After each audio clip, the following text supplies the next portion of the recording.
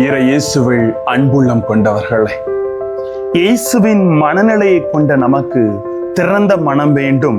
உண்மைக்கு சான்று பகர திறந்த மனம் படைத்தவர்களாக நாம் ஓப்பன் மைண்டோட வாழ்க்கையை கடந்து செல்லணுங்க. ஏன்னா எல்லோருக்காகவும் இருக்கிற இறைவனை அறிந்து அவருக்கு சொல்லிக் கொடுத்த நன்மைத்தனங்களை நமது வாழ்க்கையை நாம் வழிநடத்த வேண்டும் என்ற மேன்மைகளை இன்று இறைவன் சொல்லித் தருகிறார். திறந்த மனம் வேண்டும் என்ற அழைப்போடு வார்த்தையோடு பயணம் செய்து அறிந்து கொள்ளலாம் வாங்க. பிரைஸ் எல்லாம். இயேசுவுக்கே புகழ், இயேசுவுக்கே நன்றி. இறைவனின் அருட்கரமும் அருளாசிரும் உங்களோடு உங்கள் குடும்பத்தோடும் நிறைவாக தங்கிட உங்களை நான் வாழ்த்துகிறேன். அன்பில் இனியவர்களே, இயேசு கிறிஸ்துவை பின்பற்றக்கூடிய நமக்கு எதிர்ப்புகளும் துயரங்களும் வேதனைகளும் கண்டிப்பாக வரும் என்பதை அன்றே இறைவாக்காக இயேசு உரைத்து விட்டதை இன்றைய நற்செய்தி நமக்கு ஆழமாக சொல்லுகிறது.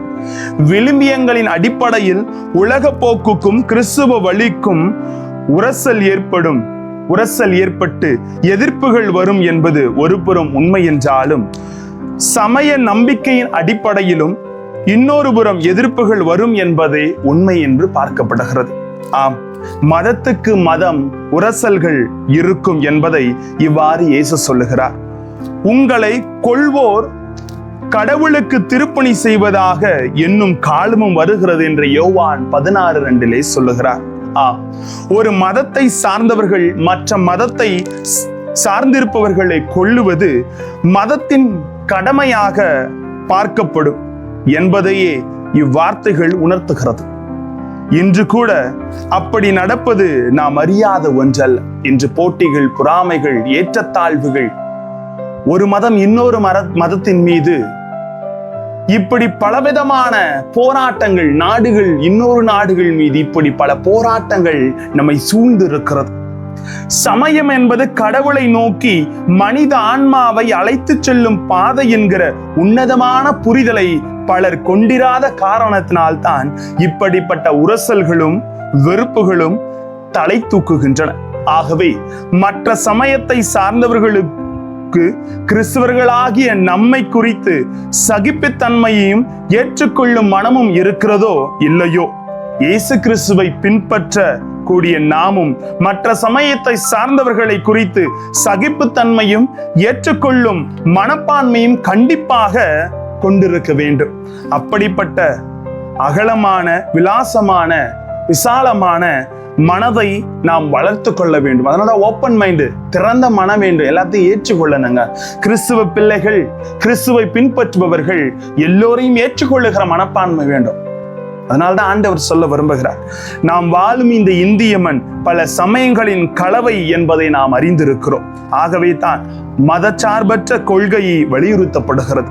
அடுத்தவர்களை மதிப்பதில் மதச்சார்பற்று நடந்து கொள்ள வேண்டும். அதே வேளையில் கிறிஸ்துவ நம்பிக்கையாளர்கள் என்ற முறையில் நம் கிறிஸ்துவ கடமைகளை ஆற்றுவதில் தவறாமல் இயேசு கிறிஸ்துவுக்கு சிறந்த சாட்சிகளாக இருக்க வேண்டும். எல்லாம் ஓப்பன் மைண்ட்ல ஏற்றுக்கொண்டு நாம் எல்லோரையும் மதிக்கணுங்க. ஏன்னா எல்லோரும் கடவுளால் வழிநடத்தப்படுபவர்கள். அந்த உணர்வோடு எல்லோருக்குரிய மதிப்பை கொடுத்து கிறிஸ்து மதிப்பீடுகளை நமது வாழ்விலே நாம தெளிவாக பின்பற்ற வேண்டும். அதை ஆண்டவர் சொல்ல விரும்புகிறார். இந்த சமநிலையை காப்பது மிக மிக முக்கியம். இயேசு வாழ்ந்தபோது அவர் சார்ந்திருந்த யூத மரபுகளுக்கும் அதே வேளையில் தான் தோற்றுவித்த கிறிஸ்துவ போதனைகளுக்கும் சமநிலையில் கடைபிடித்தார்.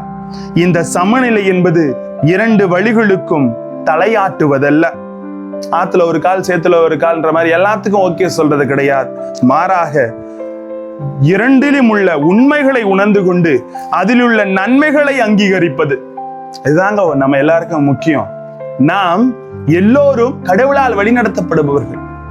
நமக்கு எந்த சமயம் சார்ந்த எந்த இதுல இருந்தாலும் அதில் இருக்கிற உண்மைத்தன்மைகளை புரிந்து கொண்டு நன்மைகளை அங்கீகரித்து எல்லோரையும் ஏற்றுக்கொள்ளுகிற ஒரு வகையான திறந்த மனப்பான்மை இன்னைக்கு வேணுங்க. அதைத்தான் கடவுள் சொல்லுகிறார். ஆகவே உண்மை ஒரு இடத்தில் தான் குடிகொள்ள வேண்டும் என்பதல்ல,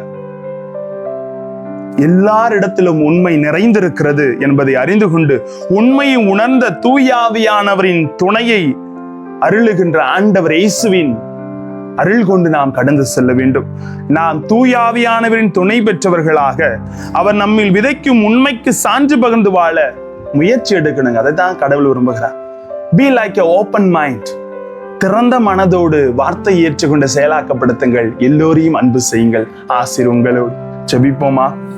அன்பு இறைவா, இன்று எங்கும் பிரிவினை, ஒரே காரணம் திறந்த மனப்பான்மை இல்லை. அந்த திறந்த மனப்பான்மையை தூய ஆவியானவரிடம் பெற்றுக்கொண்டு எல்லோரிடத்திலும் அன்பு செலுத்தி வாழ எங்களை வழிநடத்தும் ஆண்டவரே. Praise the Lord.